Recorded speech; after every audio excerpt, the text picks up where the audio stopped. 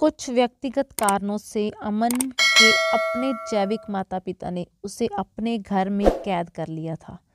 और फिर वह उसे जीवित रहने के लिए कोई नौकरी या व्यवसाय करने की ना तो अनुमति कभी देने लगे और ना ही कुछ करने कराने के लिए कभी तैयार हुए। प्रत्यक्ष रूप से उन्होंने उसे उन्हीं के घर से बाहर फेंकने की योजना भी बना ली थी, लेकिन समाज की झूठी प्रतिष्ठा की खातिर उन्होंने उसे कभी नहीं मारा और ना ही कभी घर से बेघर किया। केवल उन कारणों को मद्देनजर रख आज अमन की खुद की सबसे छोटी जैविक बहन ने उसे कुछ खास तवज्जो नहीं दी थी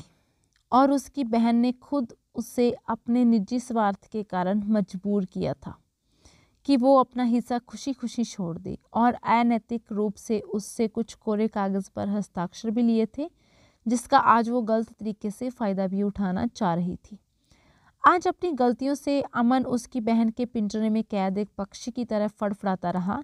और वह उससे दिन प्रतिदिन उकसाती रही कि वे खुद ही उस पर मुकदमा चलाने की कोशिश करे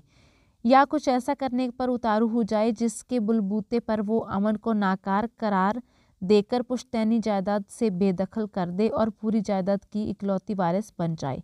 अमन ने कल रात एक सपना देखा था। उस सपने में वह खुद को ये कहते हुए दिखा कि बदला शब्द उसे बेईमान सा लगता है, इसलिए वह उससे एहसान लौटाना कहना अत्यधिक पसंद करेगा। और आज वह अपने हिस्से की जायदाद लेने में कामयाब हुआ है और वह अहिंसावादी राजनीति से ही बिना रिश्ते नाते तोड़े बस अपनी बात रखना और कहना सीख गया है अब अमन। और ये सब मुमकिन हुआ उसके अपने दोस्त हमराज सहज की वजह से, जिसने उसे डिफेंसिव मोड पर रहकर लड़ना और बिन बोले मुश्किलों से जूझना सिखाया। अमन आज ईश्वर से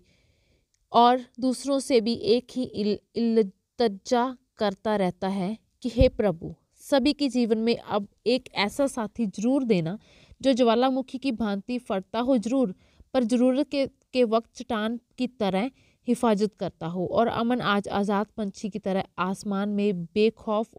उड़ान भरने को है तैयार।